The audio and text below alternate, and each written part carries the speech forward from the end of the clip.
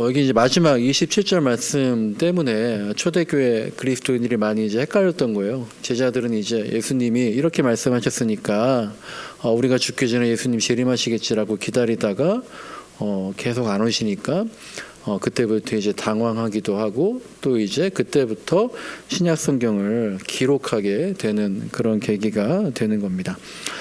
오늘 말씀은요, 나의 십자가라는 제목으로 말씀을 나누려고 하고요. 제가 이제 어느 날 보니까 십자가가 종류가 정말 많더라고요. 그 십자가 종류가 너무 많은데 하게 무슨 의미인가 하는 궁금증을 갖고 있다가 옛날에 이제 부목사로 있을 때 어느 곳에 이제 야외 같은 걸 갔는데 그곳에 가니까 십자가가 이렇게 전시가 되어 있더라고요. 그러니까 십자가가 아니라 십자가의 종류별로 이제 사진이 있고 이것은 어떤 의미입니다. 그렇게 이제 설명이 되어 있는 게 있더라고요. 그래서 그거를 막 사진으로 찍어 와서 이제 보고 막 그랬는데 인터넷 보니까 또 이제 그런 것들이 잘 정리가 되어 있더라고요. 한번 여러분 생각해 보세요. 이제 지금까지 봐왔던 십자가들이 있잖아요. 십자가 그 모양이 아마 다 똑같지 않거든요. 대부분 다 이제 조금씩 달라요. 저도 그래서 이제 왜 이렇게 종류가 많나. 그런데 십자가가 이제 어떤 공식이 있는 건 아니더라고요. 딱 이 모양으로만 써야 됩니다. 그리고 뭐 가로와 세로의 비율이 딱 어느 정도 비율입니다. 이렇게 맞춰야 한다라는 그런 뭐 아주 공식 같은 그런 건 없는 것 같다라는 거죠. 이제 그렇다면 그 말은요, 십자가를 자기 마음대로 만들어도 된다는 거거든요. 딱 어떻게 만들어야 된다는 게 아니라 십자가 종류는 마음대로 만들 수 있다라고 하는 얘기는 또 뭐냐면 십자가를 만들 때 또 그 십자가를 만들 당시에 시대적으로나 역사적으로 어떤 이유와 목적이 있었을 것이다라는 거죠. 제가 오늘은 이제 여러분과 십자가의 좀 여러 모양을 좀 보면서 사진으로 좀 보면서 말씀을 한번 나눠 보려고 합니다. 제가 이제 밑에서 같이 저걸 좀 보면서 하도록 하겠습니다. 이게 이제 우리 동행한빛교회 사진이죠. 이 십자가를 보시면 여러분들은 좀 어떤 생각이 나시나요? 이 십자가가 여기 있는데도 사실은 이거 한 10초 이상 안 보실걸요? 십자가를? 저도 맨날 교회에 있지만 이 십자가를 이렇게 계속 본 적이 거의 없더라고요. 한번 잠깐 보시면요, 여러분들한테 이 십자가가 과연 어떤 의미가 있을까? 무슨 생각이 좀 나시나요? 저는 이제 이 십자가를 보면 마음이 아파요. 이 십자가를 이제 요 앞에 있는 설교단, 기도하실 때 이제 쓰셨던 그 설교단과 함께 이제 원주에서 목공하시는 분에게 이제 부탁을 해서 제작을 했는데, 말씀드렸나요? 이걸 이제 배달을 하면 배달료가 꽤 나오더라고요. 원주에서 이제 대전까지 오니까. 그래서 제가 이제 대덕한빛교회에서 카니발을 빌려서 직접 가서 가지고 오는데, 갔다 오는 길에 이제 과속 카메라에 속도 위반으로 찍혀서 벌금이 날라오더라고요. 통지서가. 그래서 제가 원주까지 몇 시간 걸려서 왔다 갔다 해서 그 고생을 하고 배달료를 아끼려고. 근데 이제 그 의미가 완전히 없어졌던 거죠. 네. 그래서 이제 이 십자가를 보는 순간 어저께 설교 준비하다가 또 갑자기 그 생각이 나면서 마음이 애려지더라고요. 네. 제가 이제 작년에 설교할 때 말씀드렸지만요, 저는 사실 이 십자가는 제가 디자인한 게 아니라 인터넷에 이제 막 찾다가 예뻐 보여서 그냥 이렇게 주문을 해서 한 건데, 작년에 이제 어느 권사님이 교회 오셔가지고 보다가 이 십자가는 어떤 의미냐, 뭐 그래서 크게 뭐 그런 건 없다라고 얘기했더니 그분이 이게 동행한빛교회여서 십자가가 이렇게 겹으로 두 개가 있는 거냐, 그래서 예수님의 십자가와 나의 십자가, 우리의 십자가가 동행하는 의미 아닙니까? 뭐 이제 그런 식으로 그분이 말씀을 하시더라고요. 그래서 꿈보다 해몽이다. 정말 이제 그런 의미가 있겠다. 저도 그냥 그렇게 요즘에 생각을 하고 그런 의미로 바라보면 되겠다라는 생각이 들더라고요. 근데 이제 여러분들은 또 여러분들대로 십자가를 보시면서 또 다른 의미가 있을 수 있을 것 같아요. 이제 다음에 보실 십자가는 좀 충격적이니까 마음의 준비를 하시고요. 이 십자가는 십자가보다도 예수님을 이제 예수님의 모습에, 십자가에 달려있는 예수님 모습에 좀 초점을 둔 건데요. 제가 신학대학원 다닐 때 이제 인터넷에서 우연히 본 뭐 칠레에서 만든 것 같아요. 칠레 십자가라고 하던데, 제가 이 사진을 다시 찾으려니까 도저히 못 이게 뭐 서치가 안 되더라고요. 그래서 파이월드를 복구해서 제가 엊그저께 거기에 햇살에 올려서 왔던 이 사진을 소환해낸 겁니다. 이 칠레 어느 작가가 만들었다는데요. 이 작가는 왜 이렇게 뭐 예수님의 형상 또 십자가 이렇게 만들었을까? 아까 말씀드린 것처럼 십자가라든지 예수님의 형상이라든지 정해진 게 없기 때문에 우리가 고백하는 대로 만들려고 하는 그런 게 있는데, 이 작가는 뭘 생각하고 뭘 고백하고 도대체 어떤 외침을 우리에게 주려고 하는 걸까? 요건 제가 이따가 마지막에 한번 또 말씀을 나누기로 하고요. 한번 또 생각을 해봤으면 좋겠습니다. 제가 이제 몇 가지 십자가의 전통을 보면서 좀 의미를 설명해 드리려고 합니다. 이 십자가는 이제 십자가 밑에 다시라는 게 이제 다시 달려 있는 건데요. 이것은 이제 그리스도 안에서 그리스도의 희망을 상징하는 십자가래요. 십자가가 있고 닷이 있는데, 이 닷을 왜 달았느냐 하면 희망을 좀 상징하기 위해서. 그러니까 우리가 이제 뭐 해적 영화나 그런 거 볼 때 갑자기 뭐 닻을 올려라 이게 출발할 때 있잖아요. 그런 얘기를 하잖아요. 그러니까 이 닻을 올려라 이 말도요. 이제 국어사전 찾아보니까 그런 의미더라고요. 이게 배를 운항할 때만 쓰는 게 아니라 어떤 일을 시작할 때도 쓰는 말이어서 그렇게 희망을, 출발을 상징하는 그런 의미를 가지고 있대요. 그래서 이제 어쨌든 희망과 소망과 새로운 출발을 얘기할 때 그런 의미로 이 십자가를 만든 것 같다라는 거죠. 근데 이 십자가를, 희망의 십자가를 왜 만들었을까? 희망의 십자가. 그냥 제 생각으로는 아마도 그 희망을 보고 싶은 마음, 언제 보고 싶어요? 절망 가운데 있을 때, 어려울 때에, 그래서 앞이 잘 보이지 않을 때에, 그럴 때 이런 희망의 십자가를 만들지 않았을까? 그래서 찾아보니까 실제로 이 십자가의 유래가 로마에 이제 클레멘스라는 대주교가 있었는데, 그 대주교가 이 닻에다가 몸을 감겨서 물에 이제 수장돼서 그렇게 죽었다 그러더라고요. 그런 걸 추모하면서 현재의 고통 속에서도 굳건히 신앙을 지켜나가자, 그런 의미를 가지고 만들었다라는 그런 설이 있더라고요. 우리가 혹시 이제 어려운 가운데 있거나 새로운 시작점에 있을 때, 우리 이제 앞에 있는 동해간빛교회 십자가를 보면서는 또 떠오를 수 없는, 닷십자가 저게 희망의 십자가구나, 그런 이미지를 떠올리면서 우리가 또 기도할 수도 있게 되는 거죠. 그리고 또 이제 이런 십자가도 우리 이제 알파와 오메가, 알파와 오메가, 이게 이제 그리스도의 첫 단어가 알파고 맨 마지막 단어가 오메가니까, 주님은, 예수 그리스도는 알파와 오메가이십니다. 처음과 나중이십니다. 그리고 처음과 나중이니까 지금 아직도 맨 마지막은 아니잖아요. 그러니까 이제 지금도 하나님께서, 주님께서 이 세상을 통치하시고 마지막 때에 재림하실 겁니다. 이런 고백을 생각나게 하는 이제 그런 십자가로 만들었다라고 합니다. 요거는 이제 세례 십자가라는 건데요. 저도 뭐 이제 이런 십자가 본 적이 없죠. 이렇게 찾아보니까 있는 건데, 실제로 이제 고대와 중세 시대에 다 이런 십자가들이거든요. 근데 이제 그게 다 카톨릭 전통으로 넘어왔기 때문에 우리 개신교 교회에서는 뭐 이런 비슷한 문양도, 이콘 같은 거를 잘 못 보죠. 근데 이게 십자가의 뭐 팔이라 그럴까요? 십자가의 다리가, 막대가 지금 8개로 다 있잖아요. 이게 이제 기독교에서 8이라는 숫자가 부활을 상징하는 게 있거든요. 8이라는 숫자가. 그래서 이제 부활, 거듭남, 새로 태어남. 그러니까 제가 예전에 세례에 대해 설교할 때 저 오른쪽에 있는 사진 같이 저게 이제 세례반, 뭐 세례대라고 하는 건데, 저것도 지금 팔각형으로 위에가 돼 있잖아요. 그러니까 세례받고 거듭난다라는 의미, 부활의 의미, 거듭남의 의미, 다시 태어나는 의미, 그런 걸 상징하니까 팔각형의 모양으로 있는 거고, 저 십자가도 세례의 십자가이기 때문에 거듭남, 그런 의미로 저렇게 막대가 8개로 그렇게 만들어 놓은 것 같아요.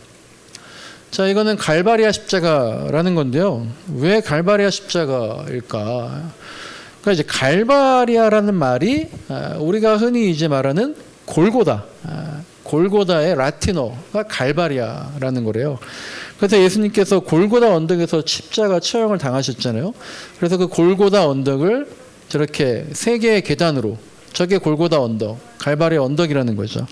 그리고 이 세 개의 계단은 믿음과 소망과 사랑의 의미로 저렇게 세 개의 계단을 만들었다라고 합니다. 그러니까 아마 우리가 믿음과 소망과 사랑은 뭐 다 좋은 건데 그 중에 제일은 사랑이다라고 했으니까 제일 위에 있는 계단이 사랑일 수도 있고, 제일 중요한 거니까 밑에서 받쳐줄 수도 있다라고 하면서 사랑이 또 밑에 있을 수도 있고, 그런 이제 십자가의 의미를 내가 여러 가지로 생각할 수가 있겠죠.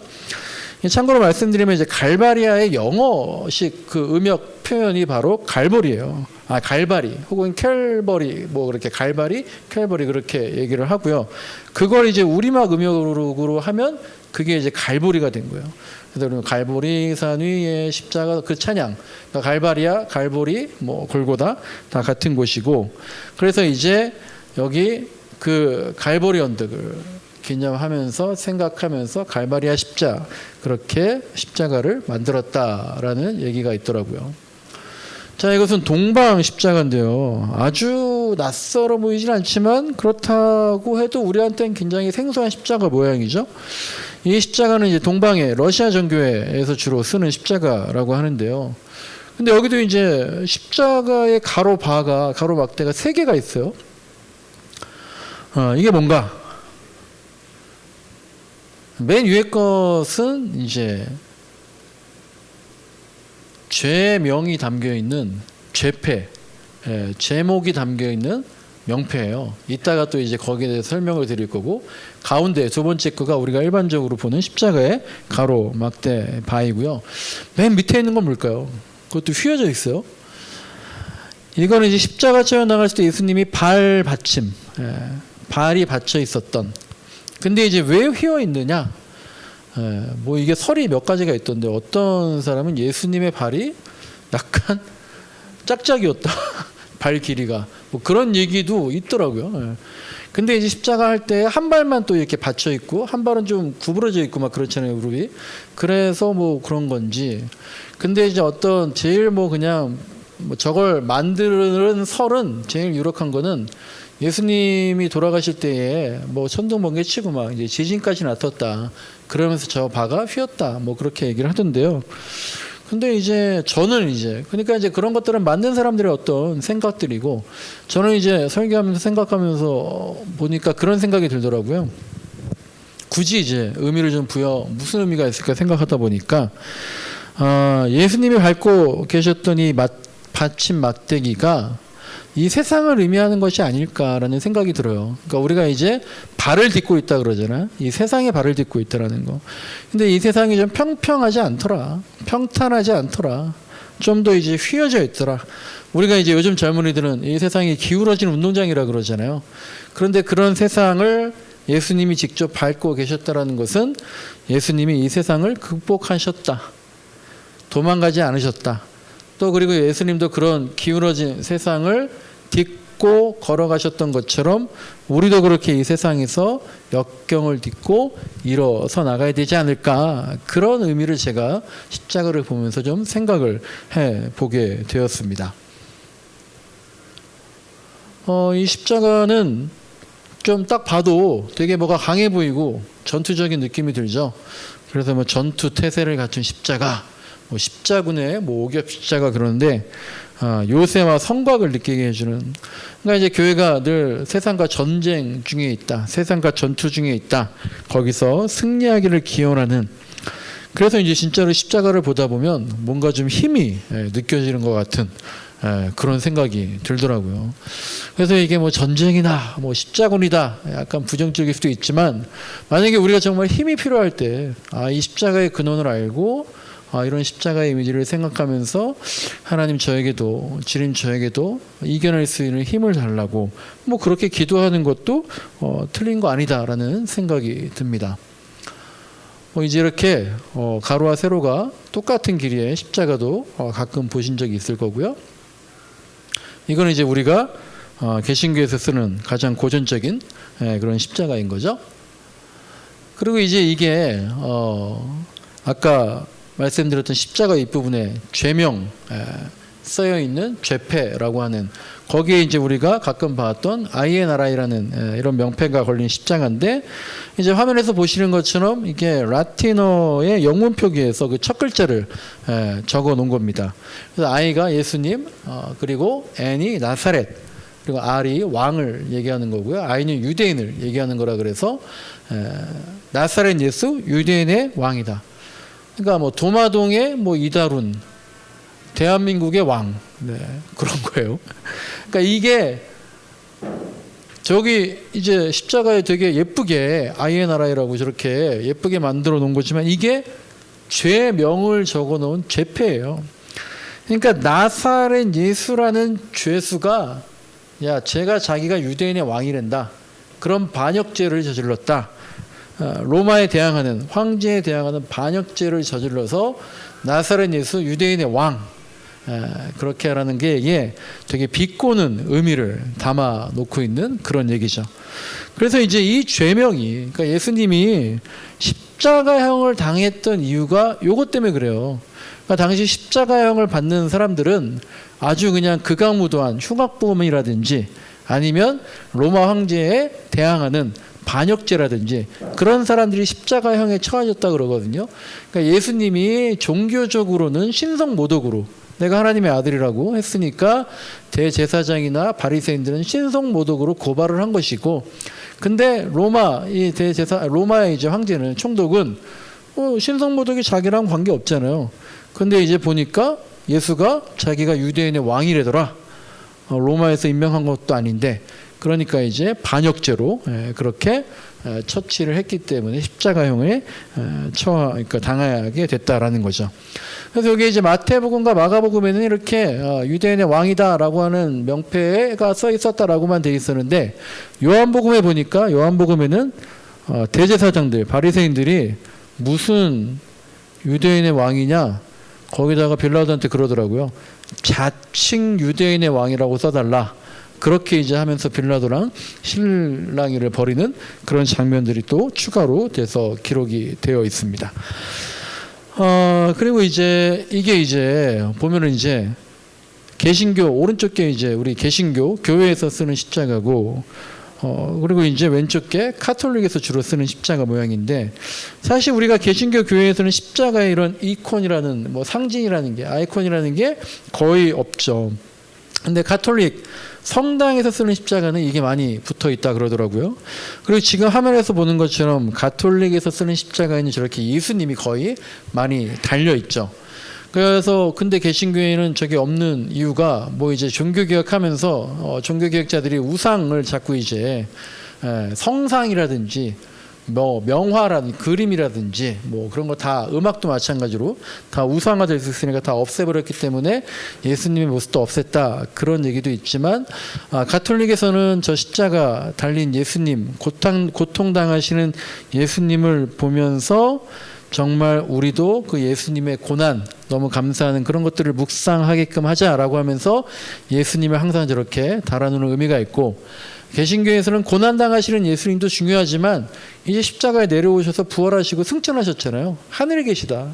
그러니까 더 이상 십자가에 달려있는 예수님의 고난만 바라볼 게 아니다 라는 의미에서 십자가에 있는 예수님의 저 모습을 중세시대부터 종교개혁 이후부터 이렇게 떼어냈다라는 얘기가 더 맞는 얘기인 것 같습니다. 그러면서 잠깐 요걸 살펴보면 이거 우리가 많이 봤던 물고기 모양 익투스라고 이제 발음하는 그 모습이죠. 그래서 바깥에 이렇게 맨 위에는 물고기 모양, 저게 이제 익투스라고 하는 그리스어인데 물고기란 뜻이고, 그런데 동시에 이제 저 단어가 하나하나가 예수 그리스도 하나님의 아들 구원자다라고 하는 그런 의미를, 그러니까 이제 뭐 말 줄임이 된 거죠. 예수 그리스도 하나님의 구원자를 줄여보니까 또 마침 익투스라는 물고기 모양이니까 저렇게 물고기 모양을 그려 나와서, 이게 이제 초대교회 사람들은 자기가 그리스도인이라는 걸 말하지 않았으니까, 말하면 이제 잡혀가니까 서로도 모르니까 자기의 신분을 숨길 때에, 근데 이제 예수님이 바닥에다가 뭐 이렇게 뭘 쓰시고 막 그런 장면들이 있잖아요. 그런 것처럼 그리스도인도 서로 만나가지고 이렇게 이런 걸 그리는 거예요. 물고기의 모양을. 그러면 서로 그리스도인인 줄 알고 자기가 있는 뭐 카타콤이라든지 아니면 초대교회 모임, 가정집이라든지 그런 데 데려갈 수 있는 스스로 이제 암호 같은 그런 수단이었다라고 하는 거죠. 그래서 저거를 이제 붙이고 다닌다는 건요. 그래서 우리나라에도 한동안 차에다가 저거 많이 붙였잖아요. 저게 이제 예쁘기도 하지만 장식품이 아니라 나는 그리스도인입니다라는 거를 고백하면서 자동차에 붙이는 거죠. 근데 이제 제 개인적으로는 차에다가 웬만하면 뭐 십자가라든지 익투스라든지 뭐 그런 거 안 붙이고 다니는 게 좋은 것 같아요.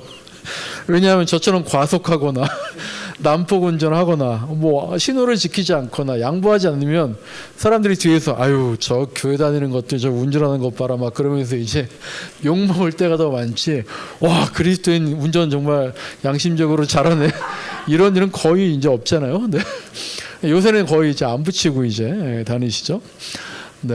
하여간 그래서 나는 그리스도인입니다라는 걸 고백하는 그런 그림이었다. 그리고 이제 오른쪽 게 대한예수교회 장로의 통합, 우리 교단의 로고죠. 그래서 이제 가운데 십자가가 있고, 십자가가 이제 기독교를 상징하는 거고, 이게 빨간색으로 한 것은 예수 그리스도의 피, 그 보혈의 피로 우리가 구원받을 수 있습니다라는 거고요. 뒤에 있는 게 이제 성경 두루마리예요. 그래서 하나님 말씀을 우리가 근거로 고백하는 거고 또 동시에 저게 한반도를 상징하는 거이기도 한 거죠. 그러니까 우리 대한예수교 장로회, 우리나라의 장로회 통합측의 로고니까.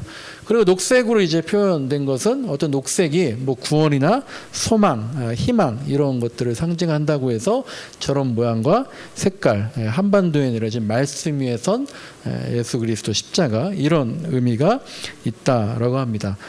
그래서 이제 우리 교회 밖에 간판 보시면은 흰색 라인으로 되어 있거든요. 우리 교회 십자가는요. 대한예수교 장로회 통합 이 로고는요. 근데 이 우리 총회에서 우리 대한예수교 장로회 통합 측에서 요 디자인을 세 가지를 한 거예요. 요것도 있고요. 아예 그냥 회색 바탕으로 다 칠한 것도 있고요. 라인을 다 흰 선으로 한 것도 있고요. 그 중에서 우리가 그 하나를 택해서 저 십자가 밖에 흰색으로 그렇게 라인을 중심으로 해서 만든 거라는 거죠. 네, 요걸 이제 많이 보셨죠. 키로 십자가를 해가지고 이제 이게 이제 보통 우리 요 강대상이 강대상 보라고 막 보라색, 녹색 막 그런 거 있잖아요. 거기에 쓰여 있다든지 설교단 앞에 강대상이 그렇게 쓰여 있다든지 본 건데 이게 이제 요 X라는 게 헬라어로 키라고 읽고요. P가 이제 헬라어로 로라고 읽어서 키로 십자가인데 콘스탄티누스 황제가 꿈에서 이걸 봤다 그러잖아요. 그래서 이걸 갖다가 자기들 전쟁 나갈 때 깃발에다가 새겨놓고 나가서 전쟁했더니 승리했더라. 뭐 그런 설이 있죠. 그러면서 이제 콘스탄티누스가 예수를 믿기로 하고 그러면서 그때부터 기독교가 기독교가 공인됐다는 건요. 로마의 유일한 종교다 이게 아니라요. 더 이상 지하에 숨어서 예배할 필요 없다라는 거예요. 여러 종교 중에 하나로 공인이 됐다라는 거죠. 그러니까 콘스탄티누스가 기독교를 유일한 종교로 이제 그렇게 했다는 건 아니고요. 그리고 이제 콘스탄티누스는 유명하죠. 계속 태양신도 믿고 뭐도 믿고 하다가 죽기 직전에 이제 세례 받으면서 기독교를 정치적으로 좀 이용한 측면이 있는 거죠. 하여간 이제 키로 십자가. 이것도 이제 근데 사실 콘스탄티누스는 어쨌든 간에 자기한테는 굉장히 큰 체험, 전쟁에서 이기게 되는 꿈에서 본 걸 그렇게 했더니 놀라운 체험이 있는 고백이 있는 그런 십자가죠. 이거는 십자가에 별이 달려 있어요. 그래서 별이 이제 예수님 탄생하실 때 동방의 박사들이 별을 보고 따라갔잖아요. 그래서 이제 그런 것들을 탄생의 십자가라고 하는 거고 오른쪽 거는 이제 명동성당 첨탑이에요. 거기 이제 십자가인데 저는 이게 제가 옛날에 기억이 비슷한 것 같아서 저게 그건가 찾아봤더니 자세히 보니까 또 별은 뭐 아닌 것 같고 하여간 이제 명동성당에 또 저렇게 십자가가 되어 있더라고요. 요거는 이제 교황의 십자가, 대주교의 십자가. 교황이 높습니까? 대주교가 높습니까? 예, 교황이 높죠. 그래서 저는 이제 높은 사람이니까 막대기가 3개 있나 보다. 대주교 십자가 한 단계 낮으니까 막대기가 2개 있나 보다. 그렇게 생각을 했는데 그건 아니더라고요. 이제 대주교 십자가의 2개는 그 위에 건 아까 설명한 그 INRI 예수님의 죄패 그리고 두 번째 건 이제 일반적인 가로 십자가고 교황의 십자가가 3개 있는 것은 3가지가 이제 다 상징하는 게 있다 그러더라고요. 아까 그 갈라비아 십자가는 믿음, 소망, 사랑이었는데 이거는 교회, 그리고 세상, 그리고 하나님 나라, 요걸 상징하는 세 개의 막대라는 거예요. 그러니까 우리는 모르지만 지금 여러분들이 이제 우리나라 이제 한국 21세기 세계 기독교가요, 교회와 세상과 하나님 나라 요 세 단어가요 굉장히 중요한 단어예요. 근데 이제 여기 계속 이걸 보고 있으면 자, 교회만 생각하는 게 아닙니다. 세상만 생각하는 게 아닙니다. 하나님 나라를 같이 생각해야 됩니다. 그 상징성의 의미를 갖고 있다면 우리가 십자가를 볼 때마다 맞아, 하나님 나라, 교회, 세상 이것들을 계속 생각하는 그런 의미가 또 이제 있을 수가 있는 거죠. 그리고 이제 마지막으로 이제 이 X자 십자가는 안드레가, 예수님의 십자 안드레가 순교할 때 그랬다 그러는 거잖아요. 내가 예수님하고 똑같은 십자가에서 그렇게 죽을 수 없다라고 하면서 이런 X자 모양의 십자가를 뭐 그렇게 이제 얘기를 하면서 그렇게 달렸다는 거고, 옆에 있는 거는 이제 베드로도 순교할 때 역시 나도 예수님처럼 내가 똑같은 십자가에 똑바로 서서 순교할 수 없다라고 하면서 거꾸로 매달고 실제로 머리를 아래로 해서 베드로가 순교했다라고 하는 이제 그런 의미가 있어서 그렇게 전해 내려오지는 십자가입니다. 자, 이제까지는 하여간 올해 역사 가운데 있는 그런 전통과 의미, 십자가를 봤는데 요새는 십자가가 이렇게 막 거창하고라든지 무거운 의미가 있다든지 막 그렇게 이제 하지 않잖아요. 우리 동해안빛교회 십자가만 해도 이걸 보면 되게 뭐 아주 거창한 의미라든지 막 그런 좀 무서운 그런 것들이 생각이 드는 게 아니죠. 그래서 이제 이런 십자가를 보시면 왼쪽에 있는 십자가도 보니까 저렇게 아이의 나라의 명패가 있고 예수님 달려있는 걸로 봐서 카톨릭 쪽에서 아마 만든 십자가 같은데, 예수님도 굉장히 고난, 고통보다는 되게 정감 있는 모습으로 새겨 있고, 가운데 있는 십자가는 제가 이제 페이스북에서 본 어떤 분이 만든 십자가인데 저건 이제 두 사람이 포옹을 하고 있는 십자가예요. 그러니까 예수님과 내가 포옹하고 있는, 서로 안아주는 그런 십자가 모양의 형상이고, 맨 오른쪽에 있는 것도 예수님의 사랑을 굉장히 따스하게 그렇게 표현해 놓은 십자가죠. 네, 이런 십자가들을 봤고요.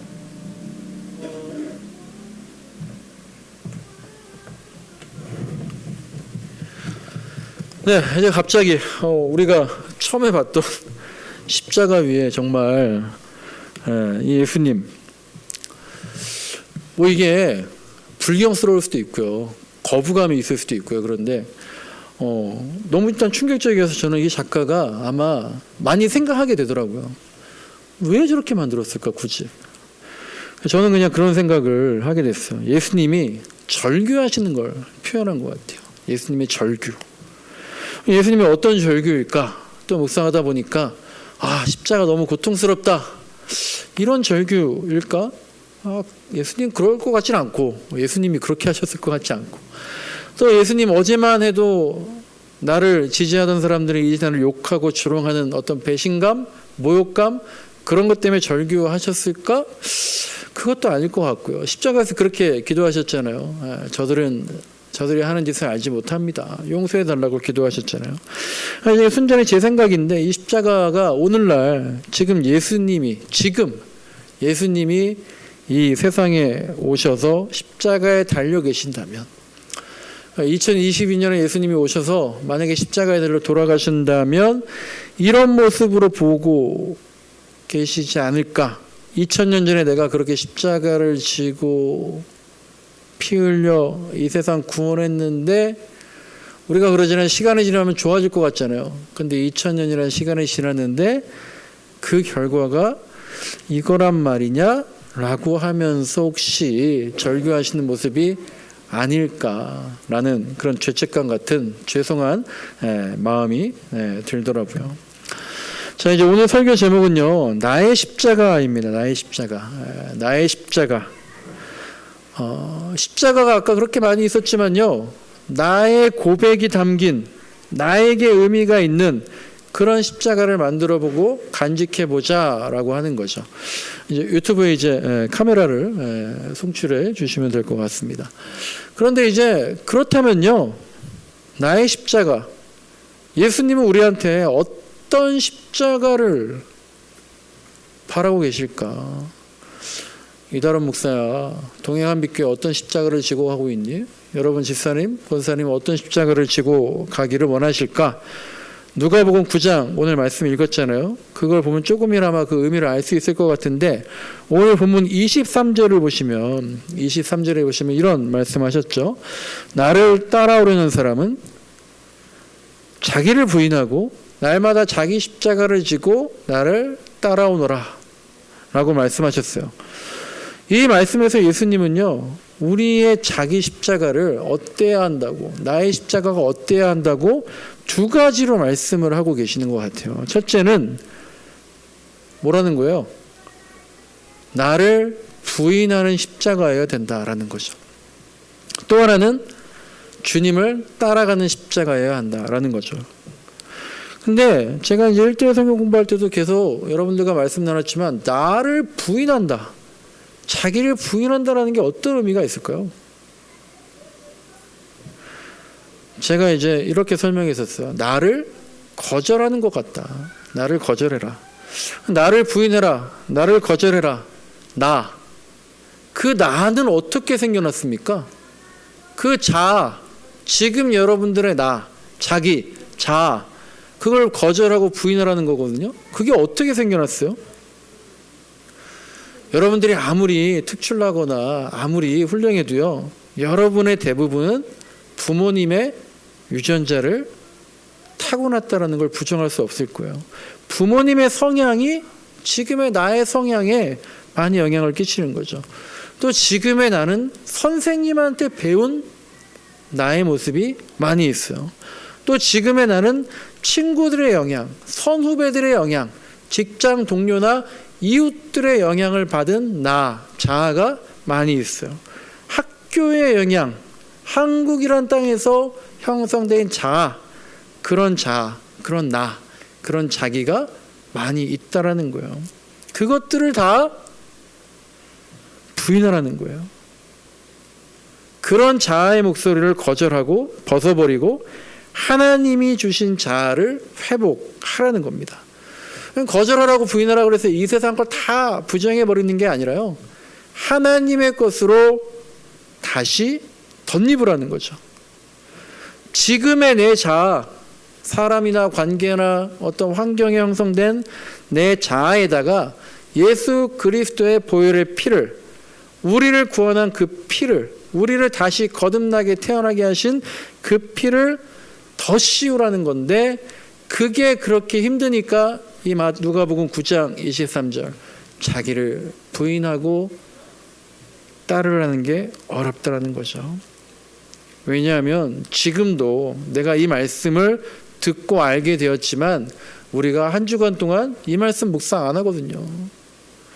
하나님의 것을 덧입기 위해서 더 많이 생각하기보다는 어쨌든 훨씬 많은 시간을 교회와 말씀과 무관하게 살기 때문에 이 누가복음 9장 23절의 말씀이 나에게 지금 또 영향을 줘서 새로운 나, 새로운 자아, 나를 부인하는 십자가로 형성하는 게 어렵다. 그러니까 다시 덧입고 변모하는 게 쉽지 않고, 선배의 말이 맞는 거지, 세상 이치가 맞는 거지, 교회에서 말하는 예수님의 성경의 그 이치가 맞다라고 인정하지 않는 거죠. 하지만 그래야지 나를 거절하고 주님의 십자가를 질 수 있다라는 거고요.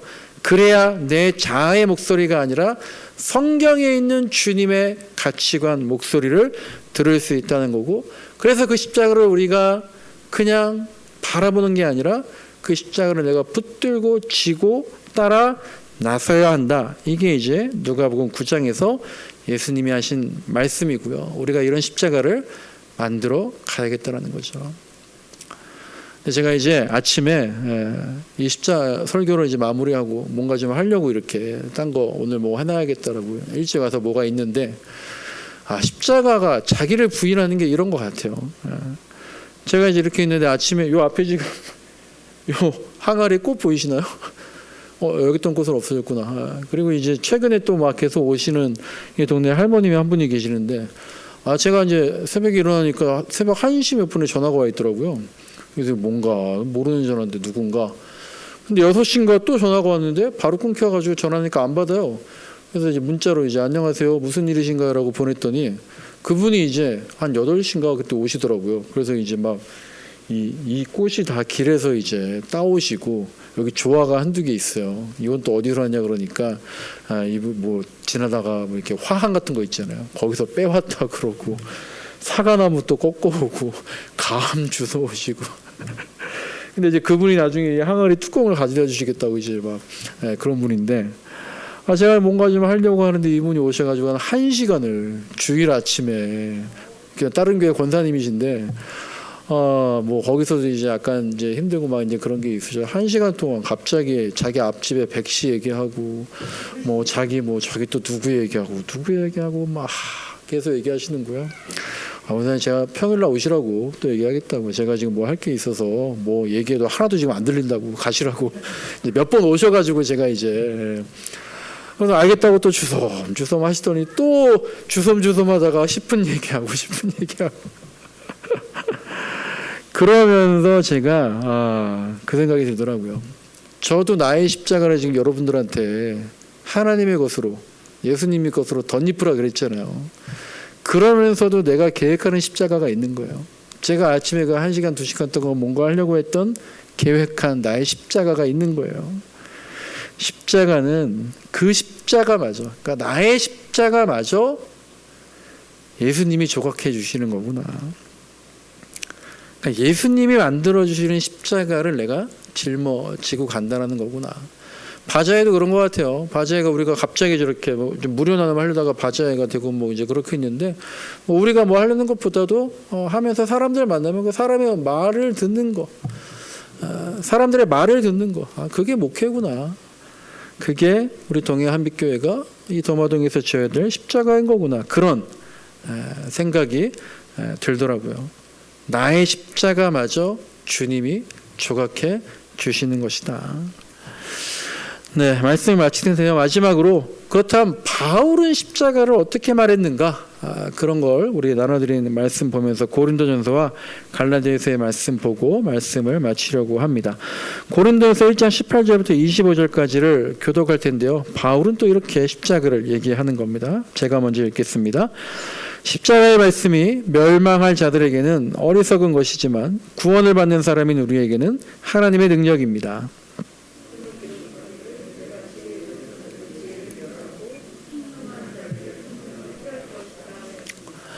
현자가 어디에 있습니까? 학자가 어디에 있습니까? 이 세상의 변론자가 어디에 있습니까?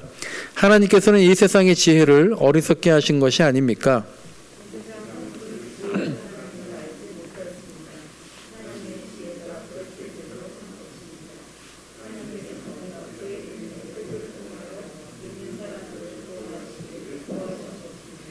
유대 사람은 기적을 요구하고 그리스 사람은 지혜를 찾으나